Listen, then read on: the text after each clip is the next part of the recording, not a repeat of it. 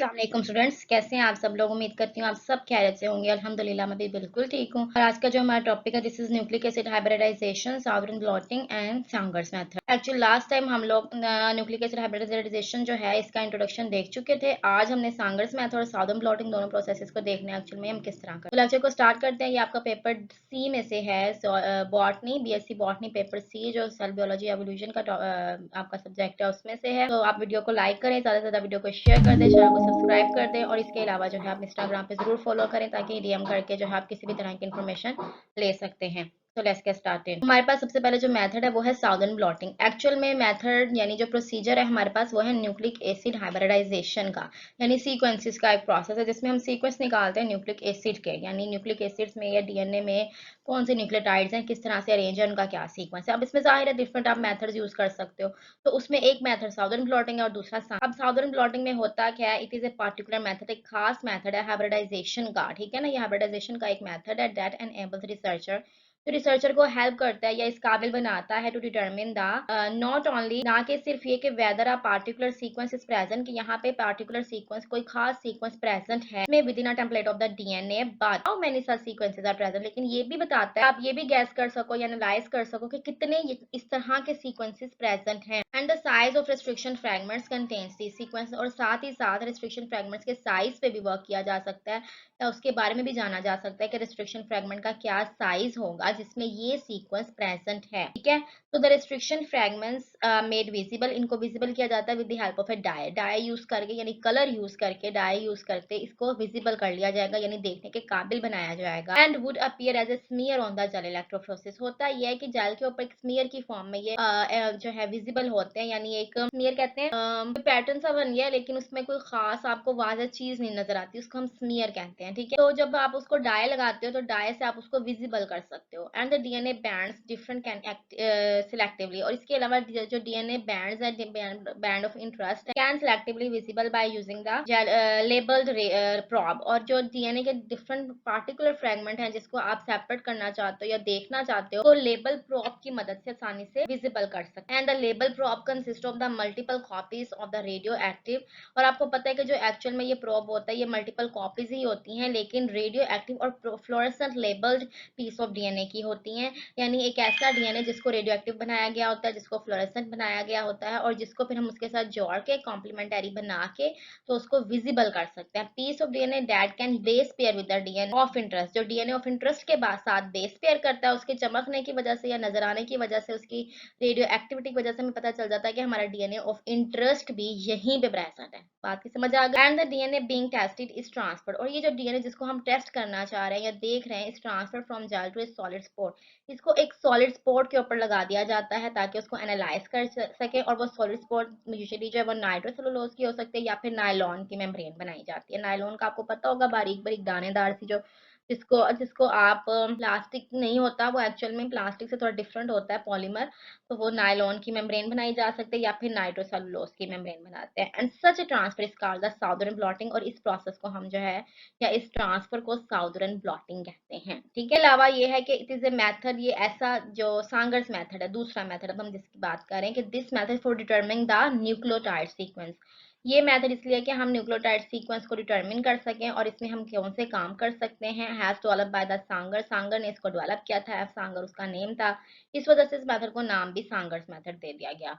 It involves in vitro synthesis, इसका ये होता है कि ये इन विट्रो सिंथेसिस है, यानी लैब में, of DNA trans complementary segments जो है उसको स्ट्रैंड को कॉम्प्लीमेंटरी उसको बराबर बनाया जाता है, complementary to the strand DNA being sequence, यानी इन विट्रो सीक्वेंसेस सिंथेसिस होती है, हम डीएनए का ऐसा स्ट्रैंड बनाते हैं जो कॉम्प्लीमेंटरी होता है to that strand which DNA is being sequence, यानी जिस स्ट्रैंड को हमने सीक्वेंस करना है, जिसके बारे में पढ़ना है, उसके कॉम्प्लीमेंटरी ही एक स्ट्रैंड बनाते हैं, यानी उससे उसके मुताबिक, ठीक है। The method involve the random addition of the modified nucleotide. अब जो मेथड है, इस मेथड में हम एक रैंडम एडिशन कर देते हैं मॉडिफाइड न्यूक्लियोटाइड्स का, यानी ऐसे न्यूक्लियोटाइड जिनको थोड़ा सा मॉडिफाई किया जाता है। और कैसे मॉडिफाई किया जाता है? They are made dideoxyribonucleotide nucleotide, because dideoxy मतलब डाई मतलब दो, डी ऑक्सी यानी दो जगह पे ऑक्सीजन नहीं होगी, so dideoxyribonucleotide which links to oxygen atom and blocks the DNA synthesis. और फिर ये ऐसे करते हैं कि डीएनए सिंथेसिस को ब्लॉक कर देते हैं, रोक देते हैं, ताकि डीएनए सिंथेसिस ना हो सके, और वहीं पे हमें पता चल जाएगा कि कहाँ तक स्ट्रैंड बना है और किस सीक्वेंस का बना है, ठीक है। And a series of a DNA fragment synthesise which reflects at the position, और उसके अलावा हम जो एक सीरीज बनाते हैं डीएनए फ्रैगमेंट्स की which reflects the position of the modified nucleotides and ultimately the sequence of the DNA. जब हमने मॉडिफाइड डीएनए न्यूक्लियोटाइड उसके अंदर डाला, डायडिऑक्सी डाला, तो जहां जहां जो होगा, सी होगा, टी होगा, ए होगा, जी होगा, वहां पे आपको पता चल जाएगा कि इसके कॉम्प्लीमेंट्री उल्टी साइड पे कैसा स्ट्रैंड लगेगा। तो उससे हमें पता चल जाता है कि हमारे स्ट्रैंड का डीएनए का सीक्वेंस क्या होगा।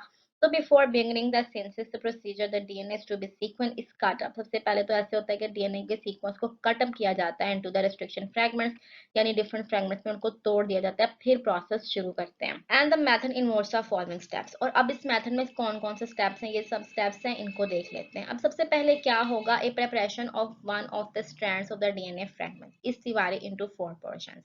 यानी एक हमने स्टैंड लेना डीएनए का, उसको 4 हिस्सों में डिवाइड कर देना है। And each portion is incubated with all the ingredients. और इन सब 4 के 4 न्यूक्लियोटाइड्स को इंग्रेडिएंट्स के साथ, जो भी इंग्रेडिएंट्स हमें चाहिए नीडेड फॉर द सिंथेसिस, जो भी हमें सिंथेसिस ऑफ द टेम्पलेट या कॉम्प्लीमेंटरी स्ट्रैंड बनाने के लिए हमें जो इंग्रेडिएंट्स चाहिए, वो सब इंग्रेडिएंट्स डालेंगे। और साथ में जो एक स्ट्रैंड डीएनए का हमने कट किया था, उसके 4 पीस बनाए थे, चारों के चारों अलग न्यूक्लियोटाइड्स वाले थे, यानी ए टी सी और जी वाले। और क्या है, और इसमें मिक्सचर में क्या चीजें थी, radio active label probe, primer, एक प्राइमर था, रेडियो एक्टिव लेबल, जाहिर है प्राइमर वहां पे लगाते हैं जहां पर डीएनए की सिंथेसिस स्टार्ट करनी होती है। And the DNA polymerase enzyme जिसने ये प्रोसेस कैरी आउट करना है। एंड द 4 डायडीऑक्सीराइबोन्यूक्लियोटाइड डाइफॉस्फेट्स, यानी जो मॉडिफाइड न्यूक्लियोटाइड है 4, वो हमने अंदर डालने हैं। बात की समझ आई? एक तो ओरिजिनल डीएनए थे ना 4 न्यूक्लियोटाइड, उसके 4 पीस थे, ये हमने मॉडिफाइड वाले डालने, बाकी अपना वही एंजाइम जिसने प्रोसेस को कैरी करना है, और प्राइमर जिसने प्रोसेस को स्टार्ट करना है, ठीक है। In addition each reaction mixture contains a different one of the 4। आपको पता है कि सब में अलग अलग 4 किस्म के वो न्यूक्लियोटाइड हैं जो मॉडिफाइड है। न्यूक्लियोटाइड इज मॉडिफाइड कौन कौन से हैं? डायडीऑक्सी फॉर्म है सबकी, डीडीएटीपी है, डीडीसीटीपी है, डीडीटीटीपी है एंड डीडीजीडीपी। ऑफ कोर्स आपको इस बात की समझ आ गई होगी कि क्या क्या है। Dideoxy adenosine triphosphate, dideoxy cytosine triphosphate, dideoxycytidine triphosphate, dideoxy tyrosine triphosphate and dideoxy guanosine triphosphate. तो इस तरह से ये सारे बेस पेयर्स जो है वो, सॉरी न्यूक्लियोटाइड जो है वो डाल दिए जाएंगे जो मॉडिफाइड फॉर्म के हैं। Synthesis of new strand starts with a primer. आपको पता है हमेशा डीएनए की जब सिंथेसिस होती है प्राइमर से स्टार्ट होती है। एंड एंड्स अप, और एंड कब करेगी? व्हेन डायडीऑक्सीराइबोन्यूक्लियोटाइड इज इनकॉर्पोरेटेड, और जब उसके अंदर डायडीऑक्सी डाल दिया जाएगा तो वहां पर डीएनए सिंथेसिस रुक जाएगी और एक फ्रेगमेंट तैयार हो जाएगा which prevents the further synthesis, जिसने जाहिर है आगे सिंथेसिस को रोकना है या उसने उसको नहीं होने देना। अब नेक्स्ट क्या है? Since the reaction mixture contains the both dideoxy and deoxy forms. अब इसमें दोनों फॉर्म्स प्रेजेंट है ऑफ अ न्यूक्लियोटाइड, मॉडिफाइड वाली डायडीऑक्सी, ओरिजिनल डीऑक्सी वाली भी। तो the two forms contain to incorporate the strand, यानी दोनों की दोनों फॉर्म्स जो है वो compete करेंगी एक दूसरे के साथ कि कौन सी वाली स्ट्रैंड के अंदर जाएगी।